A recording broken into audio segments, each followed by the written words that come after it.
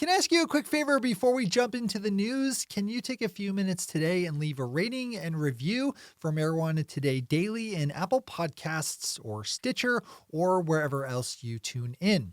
It takes just a bit of time and goes a long way in helping us grow our audience. Thanks so much. This episode of Marijuana Today Daily is brought to you by our new friends over at Atlantic Farms, a Maine-based cannabis company with operations in both Maine and Massachusetts. I actually covered this company in a story last year as they opened up their unique gas station/medical marijuana dispensary hybrid right up the road from me here in Portland, Maine. The folks over at Atlantic Farms are currently looking for investors to help them grow their company to the next level. Swing over to theatlanticfarms.com to learn more. That's theatlanticfarms.com. Good morning, Marijuana Nation. It's Thursday, February 13th, 2020, and you're tuned in to episode 886 of Marijuana Today Daily. I'm your host, Shay Gunther, and I'll be walking you through today's marijuana news and headlines. As always, we have a full and busy day of cannabis news in our hands, so let's jump right into it. We kick off today with some unfortunate news out of New Mexico, where yesterday afternoon the state Senate voted down a proposed bill to legalize adult use marijuana. Senate Bill 115 would have set up a taxed and regulated sales program and was advanced out of the Public Affairs Committee late last month, as we reported on via Marijuana Moments, but was shot down 6-4 yesterday by the Senate Judiciary Committee, with 2 Democrats joining 4 Republicans in voting no. There was hope that this bill could have passed quickly in the state's shortened legislative session, but it looks like for this year, adult use will not be made legal in New Mexico.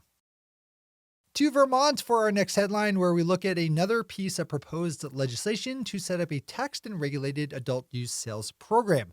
This time, it's Vermont Senate Bill 54 under examination, with an angle on how Vermont's lawmakers decided last week to block marijuana farmers from taking advantage of different programs and financial incentives currently offered to farmers growing other types of crops and livestock.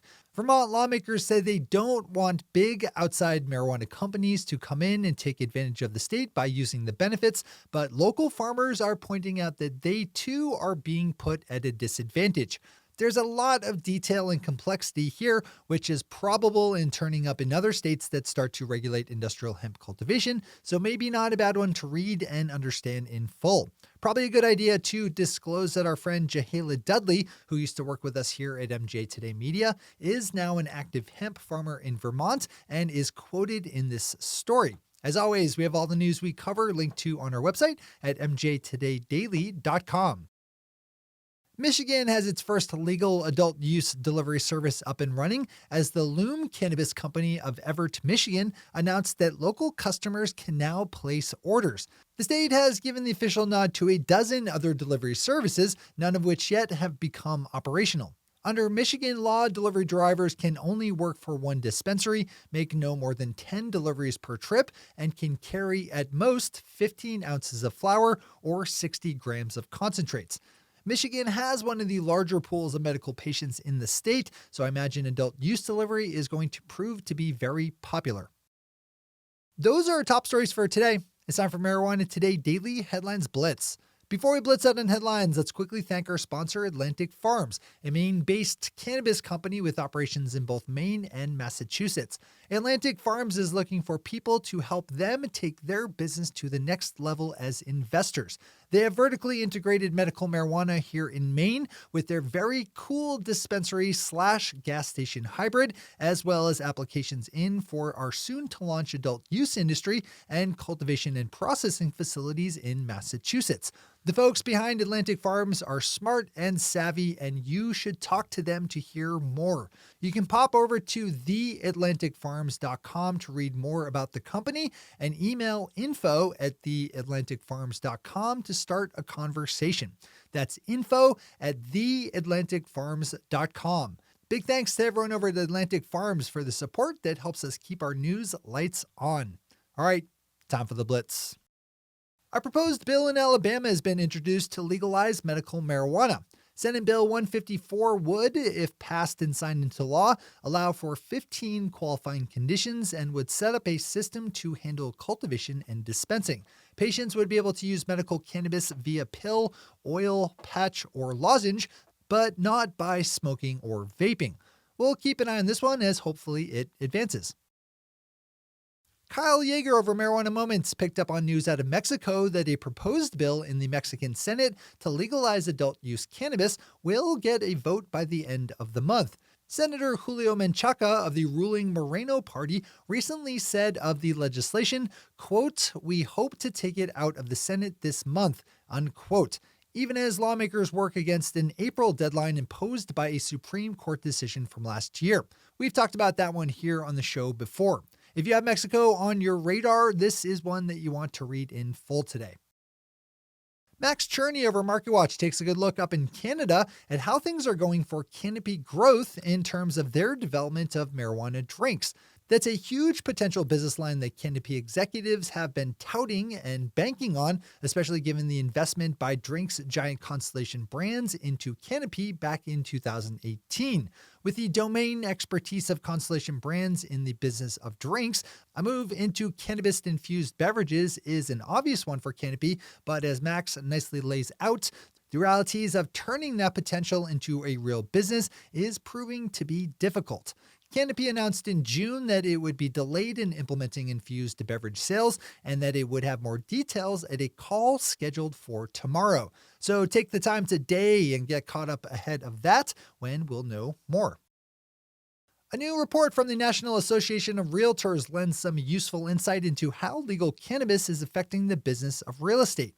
The association's 1.4 million members were polled about different commercial and residential real estate issues around cannabis, all of which is neatly bound up in a 44-page report that you can and should download for yourself.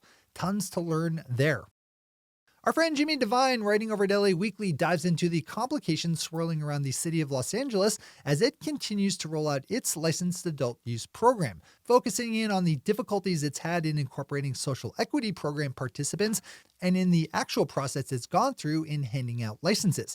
Jimmy headlined this one, quote, "LA pot licensing delays costing industry millions," unquote. So probably a good one to open up in full if your cannabis business has you in Los Angeles.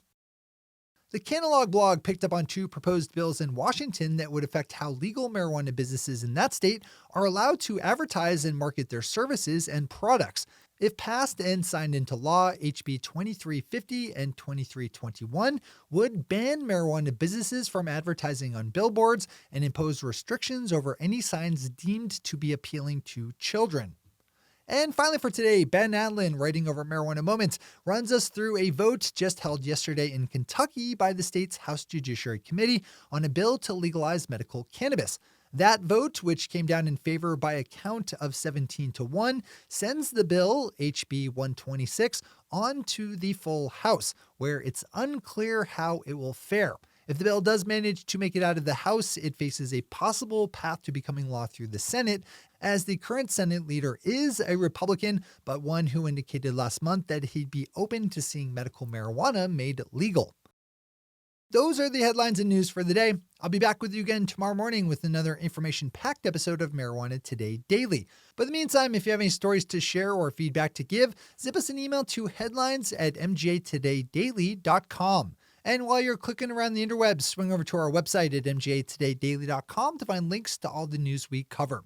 Thanks to our sponsor, Atlantic Farms, and to all of our awesome patron listeners for the support that makes this show possible. To join the illustrious ranks of the patron listeners yourself, swing over to our website at mjtodaydaily.com and click on that big blue button at the top of the page that says Become a Patron.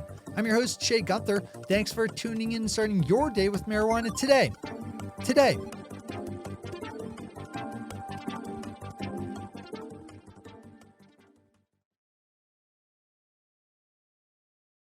One take, Shay. One take.